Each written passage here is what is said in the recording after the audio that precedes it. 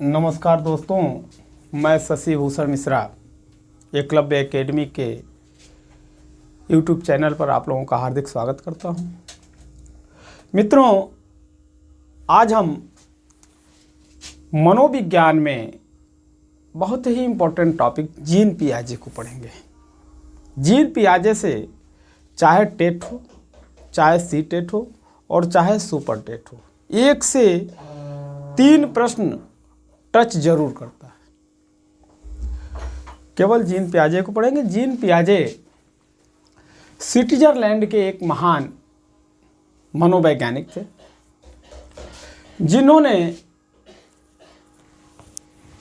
बालक के संज्ञानात्मक विकास पर सबसे अधिक जोर दिया। वो कहते हैं कि व्यक्ति जो है, एक बालक जो होता है, वह विभिन्न चरणों से होकर के गुजरता रहता है। सपोज दैट एक एग्जाम्पल्स अगर हम ले लें, आप देखते होंगे कि एक छोटा बच्चा है, छोटा बच्चा खेल रहा है, उसकी अवस्था केवल खेल की है। धीरे धीरे वह बड़ा हुआ, पढ़ने की उम्र हुई, उसके बाद धीरे धीरे गृहस्थ आश्रम में आता है। यानी मनुष्य यानी व्यक्ति का विकास विभिन्न चरणों से हो करके गुजरता रहता है। यह कहना है जीन पियाजे का। जीन पियाजे ने एक शब्द बोला कि व्यक्ति का विकास विभिन्न चरणों में, विभिन्न चरणों से होकर गुजरता है।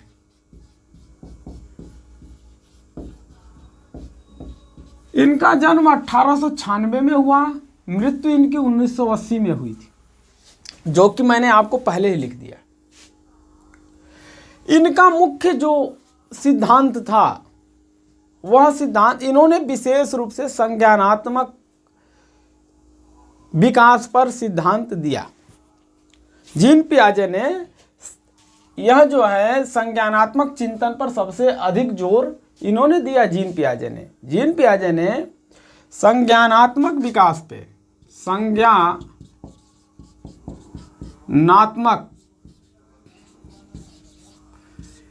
विकास पर इन्होंने जोर दिया और इसी पर इन्होंने अपनी थ्योरी दी। इन्होंने कहा, जीन पियाजे ने कहा, जब संज्ञानात्मक विकास पर इन्होंने अध्ययन कर रहे थे तो इन्होंने बोला कि बच्चे दुनिया के बारे में स्वयं खोज करते हैं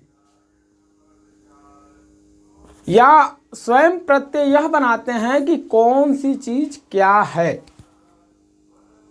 एक तरीके से कहा जाए तो बच्चे करके सीखते हैं। प्रैक्टिकली जो चीज़ें इन्होंने कहा कि बच्चे दुनिया के बारे में अपना चिंतन या अपना स्वयं जो है एक प्रत्यय बनाते हैं, उनका निर्माण करते हैं, विचार का निर्माण करते हैं। सपोज दैट मान लेते हैं कि एक कबूतर उड़ रहा है, कौवा उड़ रहा है, छोटा बच्चा है, उसको पता नहीं वह कौवा है कि क्या है, उसे तो केवल यह पता कि वह पक्षी है। अगर वह बोल दिया गया एक पक्षी उड़ रहा है, वह कौवा है, पिताजी से पूछा, पिताजी क्या उड़ रहा है, तो उन्होंने बोल दिया कौवा है। दूसरे दिन उसने देखा कि वह जो है दूसरा पक्षी उड़ रहा है, हो सकता है तोता उड़ रहा हो, वह फिर बोलेगा कि कौवा उड़ रहा है, क्योंकि उसे तो यह पता है कि उड़ रहा है। कोई भी चीज़ जो उड़ती है वह पिताजी ने मुझे बताया क्या है, कौवा उड़ता है। धीरे धीरे उनके मन में विचार आता है, स्वयं खोज करते हैं, उनको पता धीरे धीरे अपने प्रैक्टिकली ज्ञान यानी जो चीज़ें उनके सामने आती हैं उस पे वह स्वयं मनन और चिंतन करते हैं और खोज करते हैं और विचार करते हैं। जीन पियाजे ने कहा कि बच्चे दुनिया के बारे में स्वयं खोज करते हैं और उनका प्रत्यय या विचार जो भी उनके बारे में विचार करते हैं वह उस विचार का निर्माण करते हैं। जिसको खोज और निर्माण, दो शब्द का उन्होंने प्रयोग किया, खोज और निर्माण। बच्चे जो है दुनिया के बारे में स्वयं खोज करते हैं और उस पर अपना विचार स्वयं बनाते हैं, यानी प्रत्येक का निर्माण करते हैं। उन्होंने दो शब्द का प्रयोग किया, खोज और निर्माण, ठीक ना। एक चीज़ का ध्यान रखिए, खोज और निर्माण, दो शब्दों का प्रयोग इन्होंने कहा। जीन पियाजे ने दो शब्द का जो है, दो शब्दों को दिया, खोज और निर्माण। इन्होंने जब इस पे अध्ययन कर रहे थे बच्चे के संज्ञानात्मक विकास पर, तो उन्होंने उसको दो विशेषताओं में माना। एक तो संगठन में माना और एक जो है अनुकूलन में। अनुकूलन में कहने का मतलब है कि संगठन का मतलब हुआ कि बच्चे जो है अपना संगठन बनाते हैं खेल खेल में, ठीक, वह संगठन हो गया। अनुकूलन का मतलब हो गया कि बच्चे जिस परिस्थिति में जाते हैं, एक तरीके से कहा जाए तो बच्चे मिट्टी के घड़े होते हैं। जैसे कुम्हार मिट्टी को जिस सिचुएशन में लाना चाहता है, चाहे वह घड़ा बना ले, चाहे वह दीपक बना ले, चाहे कुछ भी बना ले, उसी तरीके से बच्चे अनुकूलन करते हैं। यानी जिस परिस्थिति में जाते हैं, जिस परिवेश में जाते हैं, अपने आप को उस परिवेश में ढालने का प्रयास करते हैं या ढाल लेते हैं। बच्चे जो है जिस परिवेश में जाएंगे उस परिवेश को अपने अंदर एडाप्ट करते हैं, ग्रहण करते हैं। तो ये तो रहा, इन्होंने दो चीज़ों पे विशेष रूप से बल दिया, एक तो संगठन और एक जो है अनुकूलन। ये भी ध्यान रखिएगा। इन्होंने एक शब्द और दिया, स्कीमा। स्कीमा का एक शब्द दिया। स्कीमा का मतलब होता है अवधारणा, और आत्मसातीकरण दिया। आत्मसातीकरण का मतलब हो गया कि बच्चे उसको एडाप्ट करते हैं। जैसे अनुकूलन हमने कहा ना, जिस परिवेश में जा रहे हैं उस परिवेश को आत्मसात कर रहे हैं, यानी कि उसका ग्रहण कर रहे हैं। यानी कि बच्चे जो हैं आत्मसातीकरण और स्कीमा जैसे शब्दों का इन्होंने प्रयोग किया कि बच्चे आत्मसातीकरण होते हैं और उनके अंदर जो है स्कीमा जो है अपने, यानी अवधारणा स्वयं बनाते हैं। जीन पियाजे ने जब ये स्कीमा और आत्मसातीकरण, ये भी ध्यान रखिएगा, आत्मसातीकरण यानी कि यह आत्मसातीकरण होते हैं, यानी बच्चे जो है जिस परिवेश में जाएंगे उस परिवेश को एडाप्ट करते हैं, ग्रहण करते हैं, उसके हिसाब से अनुकूलन बनाते हैं। और दूसरा होता है कि स्कीमा, एक अवधारणा इन्होंने दिया, स्कीमा शब्द का प्रयोग किया, ठीक ना। यानी कि वह अपनी स्कीमा स्वयं पैदा करते हैं, अवधारणा बनाते हैं। बच्चे कोई भी चीज़ देखेंगे तो उसके बारे में अपनी अवधारणा बना लेंगे। एक उनके अंदर एक स्कीमा की जागृत हो जाती है। स्कीमा शब्द जो है बहुत ही इंपॉर्टेंट शब्द है। स्कीमा अक्सर परीक्षाओं में आता रहता है। जीन पियाजे ने संज्ञानात्मक विकास को 4 भागों में बांटा।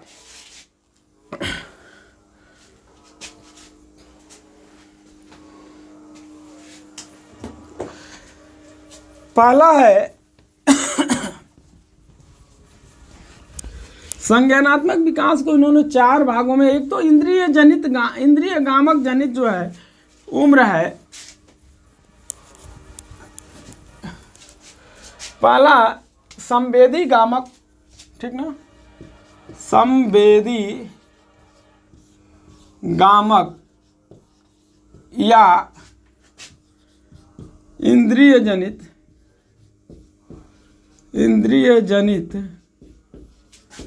गामक अवस्था, ठीक। यह अवस्था जो है 0 से 2 वर्ष तक की उम्र का होता है, 0 से 2 वर्ष तक। अब देखिए, हम आपको इसके बारे में समझा दें तब आगे बढ़ते हैं। संवेदी गामक या इंद्रिय जनित गामक अवस्था होती क्या चीज़ है?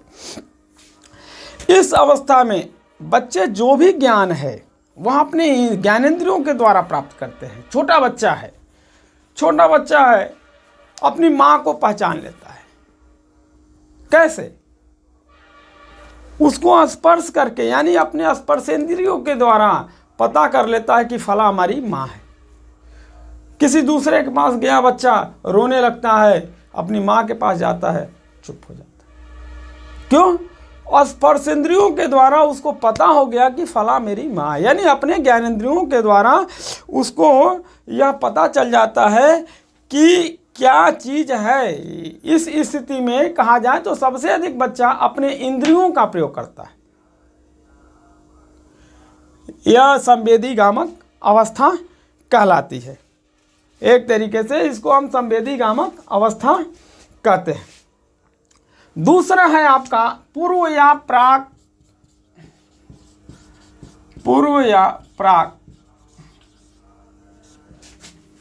संक्रिया अवस्था। संक्रिया अवस्था, यह जो उम्र होती है वह 2 वर्ष से लेकर के 7 वर्ष तक की उम्र में होता है। 2 से 7 वर्ष, ठीक। यह जो उम्र है इसको 2 भागों में बांटा है। एक तो पूर्व संप्रत्यय काल, ठीक, इसको 2 भागों में बांट दिया, पूर्व संप्रत्यय काल, संप्रत्यय काल, और एक जो है अंतः प्रत्यय काल, अंतः प्रत्यय काल। यह जो होता है वह 2 से 4 वर्ष तक की उम्र होता है और यह 4 से 7 वर्ष। अब देख लीजिए, पूर्व संप्रत्यय काल में बच्चे जो हैं अनुकरण के द्वारा सीखते हैं। पूर्व जो संप्रत्यय काल होता है उसमें बच्चे अनुकरण के द्वारा सीखते हैं और अपने उच्चारण का निर्माण करते हैं। जबकि अंतः प्रत्यय काल में बच्चे जो है धीरे धीरे अमूर्त चिंतन की तरफ बढ़ने लगते हैं और उसमें विकास होने लगता है, बच्चों में विकास होने लगता है। लेकिन यह विकास अस्थायी नहीं होता। जो पूर्व अंतः प्रत्यय काल होता है वह विकास अस्थायी नहीं होता।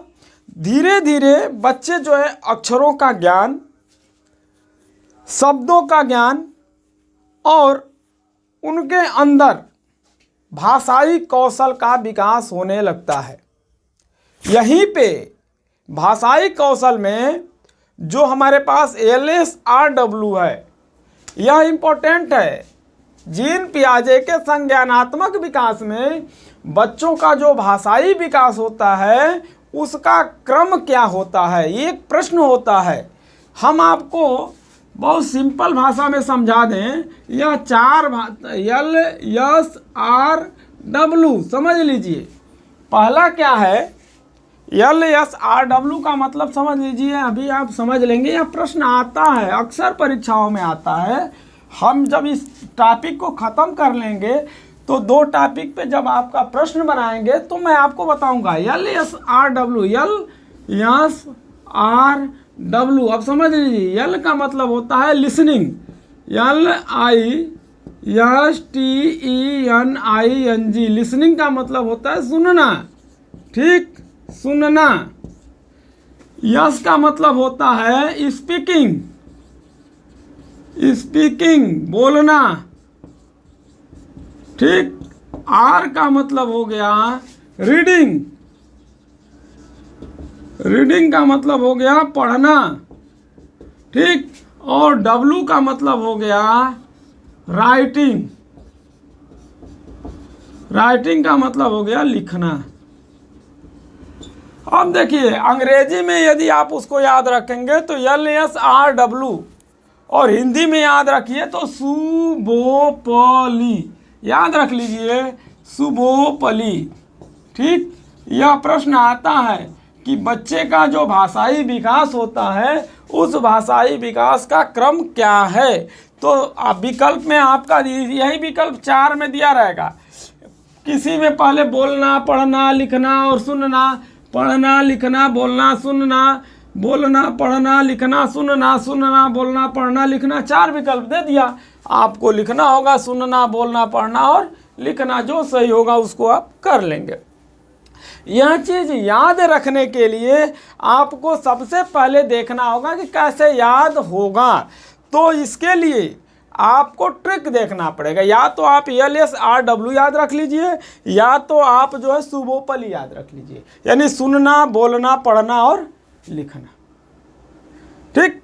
अगला है इनका 2 चीज़ होती है, यानी कि इसी में मूर्त जो हमारा आपका दूसरा रहा पूर्व प्राक प्रत्यय काल, उसी में आपका भाषाई विकास होता है। अब आपका आता है तीसरा मूर्त संक्रिया की अवस्था। मूर्त संक्रिया की अवस्था क्या होती है, अब यह समझ लीजिए।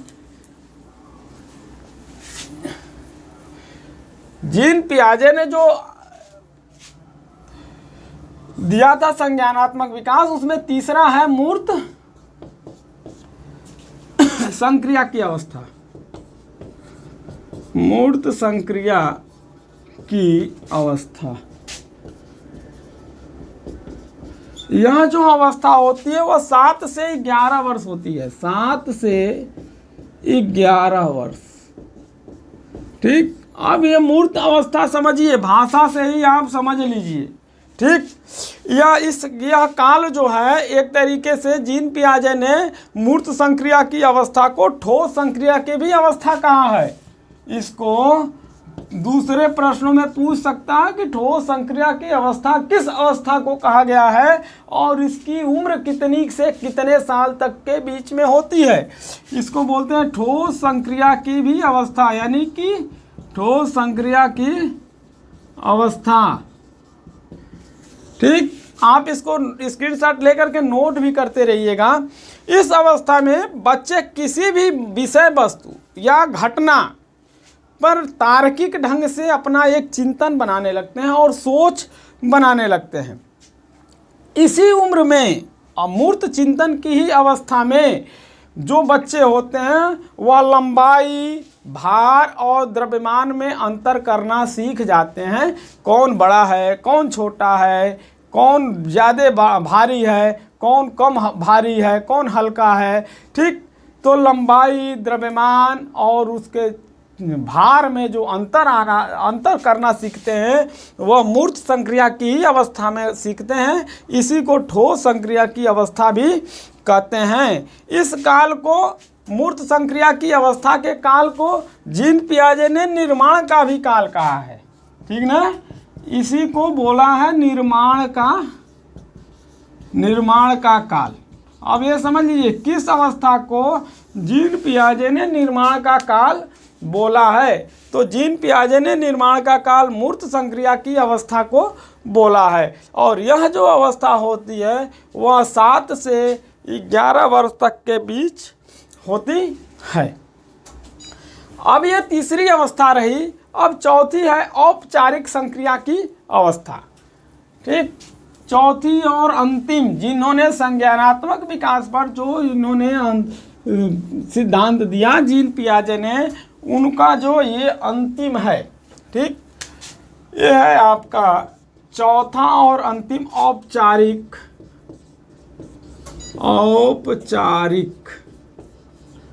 संक्रिया की अवस्था। संक्रिया की अवस्था,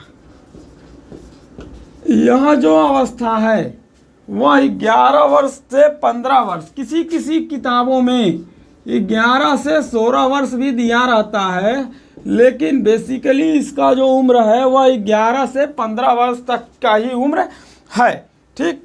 इसी अवस्था को अमूर्त संक्रिया की भी अवस्था कहते हैं। इसको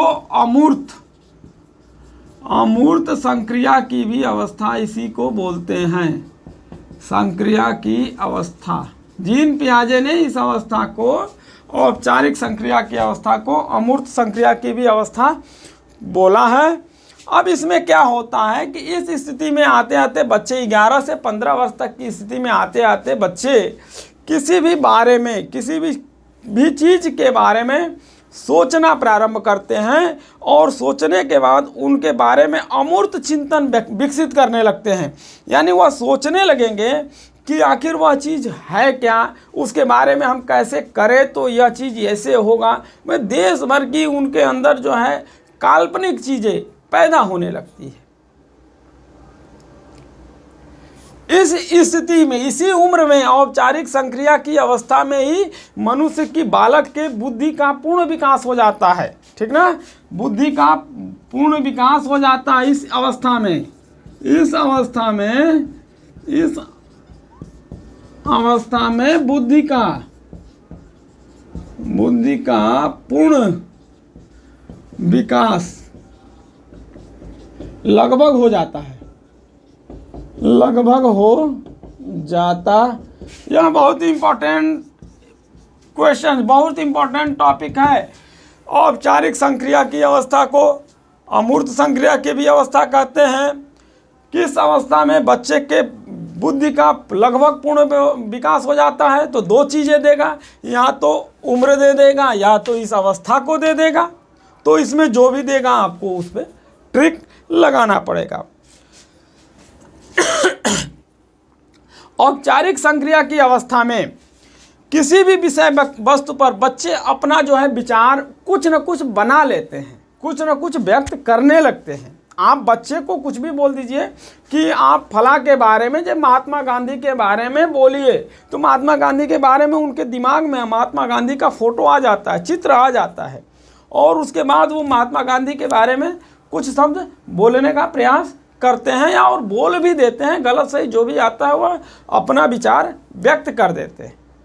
तो ये तो रहा जीन पियाजे का संज्ञानात्मक विकास के जो 4 चरण थे। संज्ञानात्मक विकास के जो 4 प्रकार हैं, वह चीज़ संज्ञानात्मक विकास। एक चीज़ का ध्यान रखिएगा, जीन पियाजे ने संज्ञानात्मक विकास पर सिद्धांत दिया।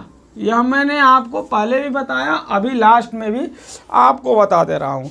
इसी जीन पियाजे के टॉपिक पे ही जेरोम ब्रूनर ने भी संज्ञानात्मक चिंतन को 3 भागों में बांट दिया। जीन पियाजे ने तो 4 भागों में बांटा। सब अगर प्रश्न जीन पियाजे न दे प्रश्न में, तो जेरोम ब्रूनर जरूर देगा कि संज्ञानात्मक विकास पर किसने सिद्धांत दिया, तो सबसे ज़्यादा तो जीन पियाजे आएंगे। यदि पूछे कि जीन पियाजे ने संज्ञानात्मक विकास को कितने चरणों में बांटा, तो 4 चरणों में बांटा, 4 प्रकार से उन्होंने बताया। लेकिन जेरोम ब्रूनर पूछे तो जेरोम ब्रूनर ने 3 प्रकार उन्होंने बांटा संज्ञानात्मक विकास को। जेरोम ब्रूनर की थ्योरी को मैं शॉर्टकट में ले रहा हूँ, क्योंकि जेरोम ब्रूनर को बहुत ज़्यादा हम नहीं पढ़ेंगे। हम अब आगे जो पढ़ेंगे, किसी न किसी, या तो लेओ वाइगोत्स्की को पढ़ेंगे या तो पावलोव को पढ़ेंगे। ठीक, तो जेरोम ब्रूनर ने, जीन पियाजे ने तो संज्ञानात्मक विकास पे अध्ययन किया ही किया। एक जेरोम ब्रूनर थे, जेरोम ब्रूनर ने भी संज्ञानात्मक विकास पे अध्ययन किया, और इन्होंने 3 भागों में इसको बांट दिया। जेरोम ब्रूनर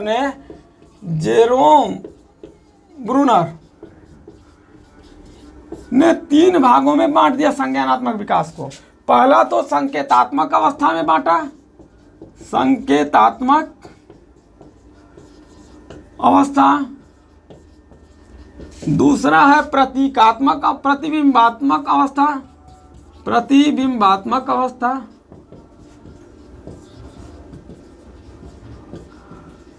और तीसरा है क्रियात्मक अवस्था।